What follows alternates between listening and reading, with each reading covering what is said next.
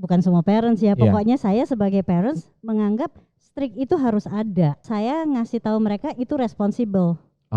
Responsibility itu adalah kita kasih tahu mereka bahwa ada hubungan sebab akibat. Kita kan ngajarin sesuatu itu kan nggak bisa jebret. Betul. Langsung tau-taunya. Tapi kan juga kayak misalnya kalau kayak bayi dari anak kecil jam berapa harus tidur siang. Karena kalau nggak tidur siang nanti malam cranky gitu kan. Nah, anak itu sendiri kan kalau kita nggak bilangin bahwa itu jam tidur siangnya, walaupun dia capek, dia excited mau main ya main. Kita yang ngatur. Stop playing, masuk ke box tidur. Ya tergantung situasi tiap family mau beda-beda caranya culture-nya ya, gimana, tapi mau teriak, ada juga yang cuma dielus-elus, mau nangis teriak-teriak, ibunya cuma sabar nak, bobok siang. Ada juga yang tidur nggak? Itu kan, itu masing-masing. Kita nggak bisa bilang mana salah mana benar. Finity proudly present Parenting Podcast.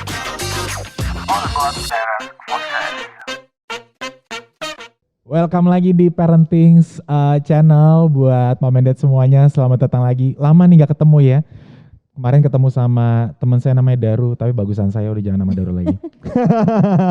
Dan senang banget karena pada kesempatan hari ini nih kita bisa ngobrol-ngobrol lagi tentunya sama orang tua yang menginspirasi kami di sini. Dan buat lebih tahu lebih jadwalnya, highlightnya dan kawan-kawan, follow Instagramnya jangan lupa. Dan di YouTube juga buat support channel ini kalau dirasa bermanfaat, silakan share, silakan juga klik like dan juga silakan subscribe supaya bisa langsung dapat notifikasi kalau ada video kayak gini gitu ya. Nah, saya kenalan dulu siang hari ini sama ibu sebelah saya yang sangat cantik ini. Nah, Bu, kenalan dulu dong Bu, namanya siapa Bu? Titi Raharjo. Ya itu tadi acting ya, kita udah kenalan sebetulnya. Ibu Titi Raharjo. Bu Titi, di judulnya nih kita sedang bikin itu strict parents. Bu Titi, pertanyaan pertama adalah anaknya berapa Bu? 2, cowok. Anaknya 2, cowok. Sekarang umur berapa Bu? 23 dan 26. 23 dan 26, jadi yang paling 26 sama 23 dua-duanya laki-laki. Bu Titi, kalau denger strict parents nih, saya pribadi itu ya, dengernya tuh kan biasa kita mikirnya tuh macam-macam dalam artian tidak sepositif itu. Emang di dalam bayangan Bu Titi strict parents ini apa sih Bu?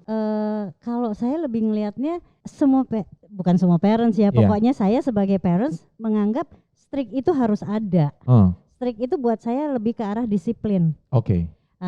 Karena anak itu kan growing terus kan, nggak akan diem stay di situ. Jadi kita harus tahu momennya, kapan kita harus masukin menempanya seperti besi gitu kan. Jadi ada momennya di mana kita bisa masukkan base-nya, ide-ide apa gitu kan pada saat mereka kecil. Kalau too late, waktu kecil kita nggak tanamkan value-value, nanti by the time mereka dewasa dia kan udah nyerap value dari tempat lain sendiri. Dan kita masukkan value kita udah nggak bisa. Kalau value yang dia serap salah, kita udah mau betulinnya udah susah. Jadi pada saat dia kalau masih kecil kan hampir bisa dibilang ya itu anak cuma ada di rumah kita. Kita bisa kontrol apa yang masuk ke telinga, mata mereka kan kita bisa kontrol. Nah saat itu kita masukin disiplin. Dimasukkan disiplin di situ. Strict itu menurut saya itu gitu loh, tapi bukan otoriter. Nah, strict ini sampai batas apa Bu? Maksudnya kan strict berarti kalau dia melakukan sebuah kesalahan dia salah gitu kira-kira begitu? Nah kalau saya ngasih tahu mereka itu responsible. Responsibility itu adalah kita kasih tahu mereka bahwa ada hubungan sebab akibat. Jadi bukan benar dan salah, tapi sebab akibat. Apapun yang mereka lakukan pasti ada akibatnya. Kalau mereka melakukan sesuatu yang gak bagus, ya akibatnya dia sendiri yang ngerasain gitu loh. Jadi seperti pada saat saya bilang ke anak-anak, of course kalau kalian kenapa-napa, mami pasti sedih. Misalnya aja yang paling simple, kamu naik sepeda jatuh, yang sakit kamu, mami gak sakit. Mau kamu nangis, mami bisa ikut nangis. Kamu kenapa-napa, mami mungkin bisa ngurusin kamu ke rumah sakit. Tapi yang ngerasain, mami gak bisa take the pain to me. So apapun yang kamu lakukan kalau salah, kamu pasti ngerasain itu. Efeknya langsung ke mereka kan, bukan ke kita. Berarti strict parents ini bukannya marah-marah dong Bu ya? Bisa bentuknya marah. Oh bisa juga bentuknya bisa marah. bentuknya marah, tapi kan yang penting tujuannya. Kalau kita marah cuma karena pengen ngeluapin emosi, kita sebel sama orang lain marahnya ke anak, nah ya itu bukan strict kali ya. Takut gak Bu anak kalau dimarah-marahin gitu? Takut. Ngelawan gak pertanyaannya? Maksudnya gini, kan anak saya 2 tahun nih Bu, itu aja dia udah kadang-kadang kalau sama saya dia gak berani, gak tahu kenapa. Karena tapi kalau sama mamanya gitu ya, dia bisa tuh dia, gak mau gitu. Maksudnya ngelawan gitu gak Bu? Kayaknya dulu enggak. Karena terlalu strict kali ya? Bukan, jadi mereka udah ngerti kalau kita kan diajarin reasoning dari kecil. Jadi kalau emang kita marah, dia akan tahu I did something wrong, makanya sampai mami marah. Oke. Karena kita juga jangan biasain kita marah untuk sesuatu yang bukan salahnya dia. Kadang kan orang suka emosi jadi kena efek. Nah itu kan anak jadi bingung. Lah gue kenapa gue dimarahin? Nah itu mungkin yang bikin anak suka jadi berasa loh I didn't do wrong. Atau anak itu gak ngerti salahnya apa. Kok gue dimarahin? Tapi kalau kita ngajarin pengertian bahwa ya kalau salah dimarahin, kalau benar dipuji. Ada orang-orang tertentu yang banyak muji tapi gak pernah anak salah dibenerin. Ada yang salah terus dimarahin tapi gak pernah dipuji begitu. Harus balance kali ya. Balance ya. Jadi kita harus appreciate kalau ya itu punishment and reward. Ini good point loh Bu, karena bener banget tadi banyak kita berbuat salah karena mungkin anak-anak nggak tahu kalau itu salah gitu ya. Iya. Ya itu good point. Kalau pada saat kita marahin karena dia salah, kan yang tahu kita nih dia salah. Dianya tahu nggak kalau dia salah? Jadi kita harus kasih tahu. Misalnya kayak lari-lari jatuh kesandung. Nah, ya sebenarnya bukan salah ya, accident. Accident ya. Tapi kita jadi kasih tahu kalau kamu kurang hati-hati ya begitu. Oke. Kita marah kadang because we worry. Kita worried terusnya jadi marah. Jadi plafonnya si strict ini di dalam bayangan ibu itu apa Bu batasannya? Pertanyaan ini agak sensitif ya Bu ya. Apakah kita sampai memberikan punishment-nya tuh sebatas apa punishment yang diberikan? Kita ngelihat dari kecil anak itu kan sebenarnya logik itu mulai jalan dari kecil banget.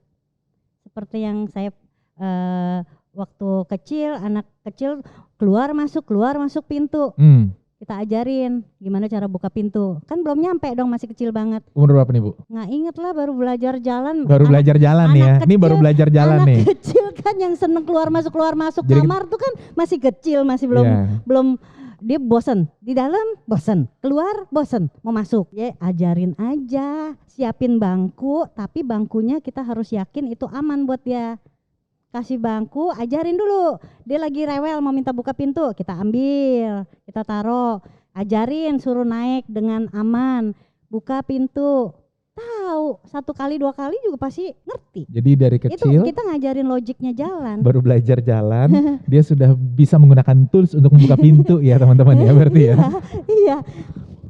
Sama juga itu, kayak misalnya daripada kita gunting, pisau semua diumpetin, kaca-kaca semua diumpetin, mendingan kasih pengarahan aja. Pengarahan maksudnya gimana Bu? Hati-hati, ini nih gunting nih tajam. Kita kasih lihat, nih loh, nih gunting bisa buat motong kertas. Umur berapa ini Bu? Ya kecil masih lah. Kecil itu juga? Kecil belum kan? sekolah? Belum sekolah? Belum lah, masih paling baru-baru mulai mungkin. Pokoknya anak pas mulai curious, semua mau dipegang, semua mau masuk mulut. Itu pelan-pelan kita omongin. Kalau pas masih terlalu kecil, dia belum bisa mulai ngomong segala macam, memang kita ikutin aja logiknya kapan mulai jalannya. Gitu. Kalau begitu udah kelihatan dia nangkep nih, pelan-pelan kasih pengertian terus. Jadi ini pisau tajamnya di ujung sana, handle-nya di sini. Ya kalau megang yang sebelah sini. Tapi ya dibilangin pisau buat anak kecil kan nggak perlu. Perlunya di dapur buat orang gede yang you don't need to touch it. Gitu.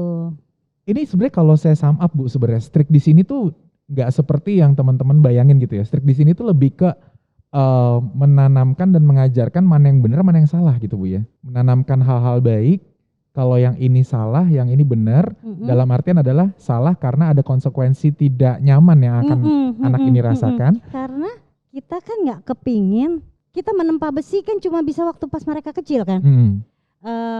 Sebelum ada dia jadi kaku, pengaruh dari luar, karatan gitu dan, ya. Tapi ya make sure apa yang kita mau tanemin ya kitanya bener iya, gitu. Jangan ngawur juga. Tapi kan tiap parents punya tujuan beda-beda. Benar. Mungkin kalau perampok dari kecil diajarin nyuri. Iya, benar. jadi terserah orang tuanya pingin anaknya jadi apa nanti future-nya. Ya itulah yang kita tanemin dari kecil.